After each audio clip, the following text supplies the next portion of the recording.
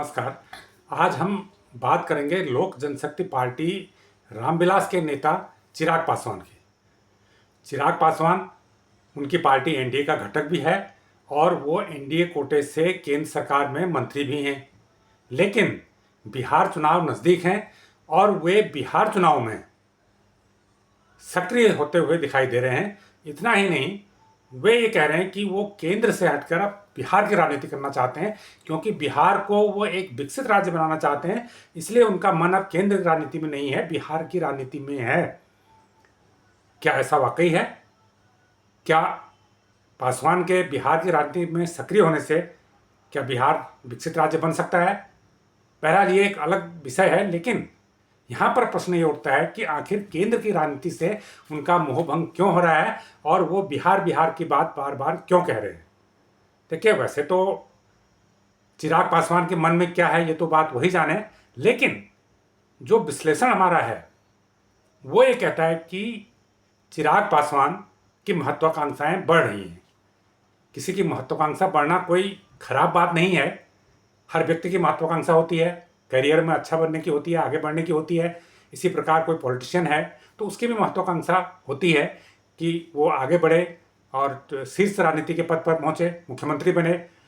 तो ये महत्वाकांक्षा होना कोई बुरी बात नहीं है, लेकिन हम यहाँ पर सिर्फ विश्लेषण कर रहे हैं कि आखिर उनकी महत्वाकांक्षाएं कैसे बढ़ रही हैं और बिहार का राग लापने के पीछे उनका क्या मकसद है। तो चिराग पासवान के पास लोकसभा में 5 सीटों का प्रतिनिधित्व है। उन्होंने एनडीए के साथ मिलकर चुनाव लड़ा था और 5 सीटें जीती थी। और पिछले टेन्योर में उनकी 6 सीटें थी, लेकिन उनकी पार्टी टूट गई थी। उस टूट के बाद उनके जो चाचा है पशुपतिनाथ पारस 4 सांसदों के साथ अलग हो गए थे और चिराग पासवान अकेले रह गए थे। लेकिन चिराग पासवान ने फिर से अपने को खड़ा किया और उन्होंने इस चुनाव में फिर से 5 सीटें जीती। 2024 के लोकसभा चुनाव में 5 सीटें जीतकर अपनी उपस्थिति को फिर से मजबूत किया और एनडीए के घटक के रूप में केंद्र सरकार में शामिल हैं और मंत्री भी हैं।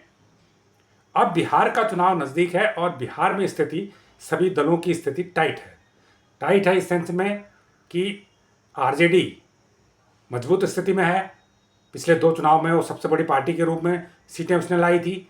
अकेले अगर पार्टी की बात करें, 2020 में वो 78 सीटें लेके आई थी। उससे पहले 80 सीटें लेके आई थी 2015 में।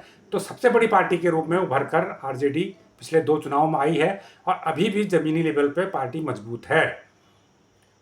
आरजेडी के साथ फायदा यह है कि उसको कांग्रेस और लेफ्ट पार्टियों का बैकअप भी प्राप्त है। कांग्रेस और लेफ्ट पार्टियों के साथ मिलकर जब आरजेडी चुनाव मैदान में उतरती है महागठबंधन के बैनर तले, तो उसकी स्थिति काफ़ी मजबूत होती नजर आती है। और इस बार ये भी सुनने में आ रहा है कि एमआईएम, जिन्होंने पिछले चुनाव में अकेले अपने दम पर 5 सीटें जीत ली थी, वो भी महागठबंधन के साथ चुनाव मैदान में आ सकते हैं। तो ऐसे में आरजेडी की स्थिति मजबूत होती है। जहाँ तक बीजेपी का प्रश्न है, बीजेपी की स्थिति बहुत खराब भी नहीं है, बहुत अच्छी भी नहीं है। बीजेपी की स्थिति ठीक है और जेडीयू की स्थिति कमजोर मानी जा रही है, क्योंकि नीतीश कुमार बढ़ती उम्र के कारण ऐसा लग रहा है कि वो राजनीति से धीरे धीरे फेज आउट हो रहे हैं। ऐसी घटनाएं लगातार हुई हैं। ये कहा जा रहा है कि पूरी तरह से वो सेंस में नहीं है। तो कुल मिला के उन्हें बीच में कभी बीजेपी के साथ गए, कभी आरजेडी के साथ गए, इससे भी उनकी स्थिति खराब हुई है और उनकी उम्र अब हो चुकी है। ये माना जा रहा है कि नीतीश कुमार राजनीति से करीब करीब बाहर निकलते हुए दिख रहे हैं, इसलिए उनकी पार्टी को नुकसान उठाना पड़ सकता है। तो अगर कुल मिला के देखें तो महागठबंधन और एनडीए के बीच में वहाँ पर सीधा मुकाबला होने के आसार हैं, कड़ी टक्कर होने के आसार हैं। एनडीए में जेडीयू और बीजेपी के अलावा लोक जनशक्ति पार्टी के रहने पार्टी है, अभी भी एनडीए का पार्ट है, लेकिन कुछ और छोटे दल भी साथ में हो सकते हैं। लेकिन यहाँ पर चिराग पासवान अपनी स्थिति को महत्वपूर्ण पाते हैं। बिहार की राजनीति में सक्रिय होने के पीछे पहला उनका उद्देश्य यह है कि उनको जब सीटों का बंटवारा हो तो अच्छी संख्या में उन्हें सीटें मिल जाए, ताकि ज़्यादा सीटों पर चुनाव लड़ें तो वो ज़्यादा से ज़्यादा सीटें जीत सकें। पिछले चुनाव में उन्होंने 143 सीटों पर चुनाव लड़ा था। वो एनडीए के साथ नहीं गए थे, अकेले अपने दम पर चुनाव लड़ा था। 143 सीटों पर चुनाव लड़ा था, लेकिन वो एक ही सीट जीत पाए थे। अगर हम 2015 की बात करें, 2015 का चुनाव 2015 का चुनाव उन्होंने एनडीए के साथ लड़ा था, लेकिन तब भी वो 2 ही सीट जीत पाए थे। उससे पहले की अगर बात करें तो 2010 में का चुनाव उन्होंने कांग्रेस और जनता दल के साथ लड़ा था, लेकिन उस समय भी वो 3 सीटें जीत पाए थे। 2005 में जब उन्होंने पहला विधानसभा चुनाव लड़ा था, उनकी पार्टी ने, रामविलास पासवान तब जीवित थे, उस समय उन्होंने चुनाव लड़ा था, तो उस समय पार्टी ने कांग्रेस के साथ मिलकर चुनाव लड़ा था और रिकॉर्ड 29 सीटें जीती थी। ये सबसे ज़्यादा स्कोर है उनका अब तक का। तो 29 सीटें एक बार लोक जनशक्ति पार्टी ने बिहार में जीती हैं। तो इस बार भी मुझे लगता है कि चिराग पासवान चाहते हैं कि वो ज़्यादा से ज़्यादा सीटों पर चुनाव लड़ें और ज़्यादा सीटें जीत कर लाएँ, ताकि वो केंद्र के साथ राज्य में भी एक महत्वपूर्ण भूमिका में रहें। अगर उनके पास कितनी सीटें मिलती हैं ये कहना मुश्किल है, लेकिन अगर वो 10, 12, 15 सीटें अगर जीत के आते हैं तो वो बिहार की राजनीति में एक महत्वपूर्ण स्टेक होल्डर हो जाएंगे और एनडीए या अपोजिशन की सरकार के गठन में उनकी भूमिका महत्वपूर्ण हो सकती है। अगर 15 सीटें उनके पास आती हैं, ज़्यादा सीटों पर लड़ते हैं, तो 10 या 15 सीटें जीतते हैं, तो बिहार में अगर एनडीए की सरकार बनेगी तो बिहार में वो सरकार में शामिल होंगे और कई मंत्री पद हासिल कर सकते हैं। लेकिन उनके पास ये भी विकल्प रहेगा, अगर उनकी सीटें अच्छी आती हैं और उन सीटों की कमी, अगर अपोजिशन की सरकार बनती है, महागठबंधन की सरकार बनती है और वहाँ पर उनकी भूमिका महत्वपूर्ण होती है 10, 15, 20 सीटों से, और उसमें वो मदद करने में इच्छुक होते हैं, तो वहाँ पर वो अच्छी बार्गेनिंग कर सकते हैं, किंग मेकर बन सकते हैं, कोई महत्वपूर्ण पद हासिल कर सकते हैं, सीएम या डिप्टी सीएम बनने के उनके चांस हो सकते हैं। क्योंकि जब अपोजिशन को सरकार बनानी होती है तो पहला उसकी कोशिश ये होती है कि जो दूसरा पक्ष है उसकी सरकार ना बने। ये महत्व नहीं रखता है कि कौन सीएम बन रहा है, कौन डिप्टी सीएम बन रहा है, तो पहला ये होता है कि अपनी सरकार बनाना, किसी भी तरीके से बनाना।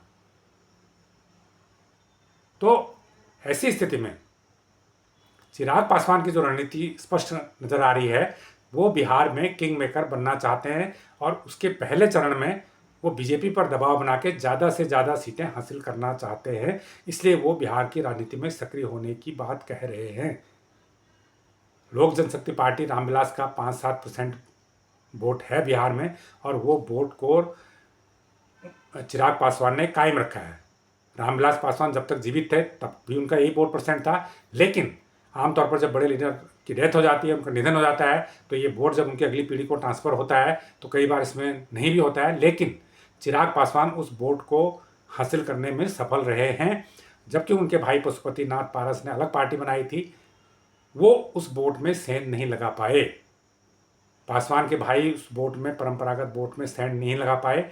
चिराग पासवान अपने पिताजी के वोट बैंक को हासिल करने में सफल रहे। तो इसमें सवाल ये उठता है कि बीजेपी का इसमें क्या रवैया रहेगा? क्या बीजेपी चिराग पासवान को खुलकर खेलने देगी? देखिए, बीजेपी के पास भी कोई विकल्प नहीं है।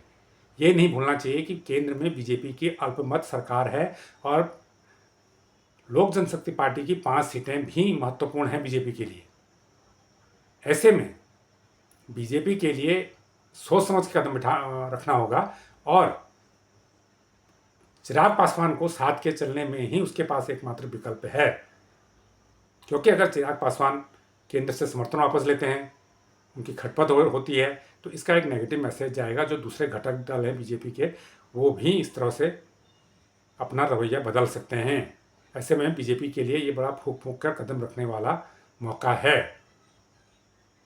जहाँ तक चिराग पासवान की बात है, तो मुझे ये लगता है कि चिराग पासवान को एनडीए का हिस्सा हैं, बीजेपी का साथ दे रहे हैं, लेकिन बहुत ज़्यादा प्रतिबद्धता उनकी बीजेपी के प्रति है, मुझे नहीं लगता। इसलिए नहीं लगता क्योंकि चिराग पासवान इस बात को भूले नहीं होंगे कि उनकी पार्टी को कैसे तोड़ा गया था और कैसे उनको ख़त्म करने की कोशिश की गई थी, और ये कोशिश किसने की थी ये सब जानते हैं, और चिराग पासवान तो बहुत अच्छी तरह जानते हैं।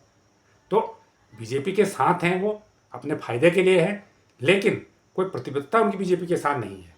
कल को उनको लगता है बिहार में आरजेडी की सरकार बननी है और उनके पास 15 सीटें हैं, 15 सीटों से आरजेडी की सरकार बन सकती है, तो वो सीधे आरजेडी से भी बात कर लेंगे। तो वो सारे विकल्प अपने खुले रखना चाहते हैं और अभी ज़्यादा से ज़्यादा सीटों पर चुनाव लड़ने के लिए वो भाजपा पर दबाव बन रहे हैं, इसलिए बार बार ये बात कर रहे हैं कि वो बिहार की राजनीति में सक्रिय होना चाह रहे हैं, बिहार में विकास की बात कर रहे हैं और बिहार के लिए काम करने की बात कर रहे हैं। तो ये विश्लेषण आपको कैसा लगा हमें कमेंट करके जरूर बताएं। जो लोग इस चैनल को पहली बार देख रहे हैं वो उसको लाइक करें, सब्सक्राइब करें और शेयर भी करें। धन्यवाद।